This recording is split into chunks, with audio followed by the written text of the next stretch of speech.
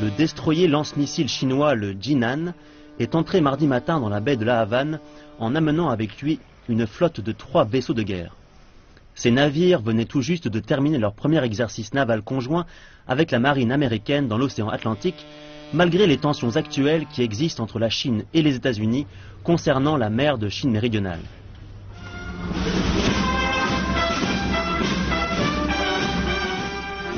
Aujourd'hui, ces navires qui font leur première visite de courtoisie à Cuba, un pays qui est politiquement le premier allié de la Chine dans la région, ont été accueillis avec tous les honneurs militaires.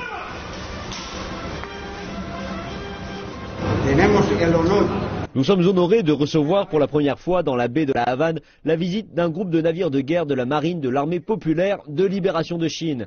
C'est une visite qui consolide les liens étroits qui existent entre nos peuples. Ces dernières années, la Chine a développé et modernisé sa marine militaire et c'est la première fois qu'elle manœuvre dans les eaux caribéennes. Je crois que ces activités vont véritablement renforcer la confiance et l'amitié entre les marines chinoises et cubaines.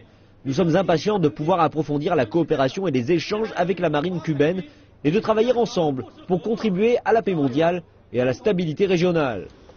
Après la cérémonie, les officiers de la marine cubaine ont eu droit à une visite du Jinan, l'un des vaisseaux de guerre chinois les plus modernes. Des séries d'activités conjointes auront lieu dans les prochains jours avec la marine cubaine. La flotte chinoise restera à La Havane plusieurs jours avant de partir vers le canal de Panama et de faire des visites de courtoisie à Acapulco au Mexique et à Hawaï avant de rentrer en Chine.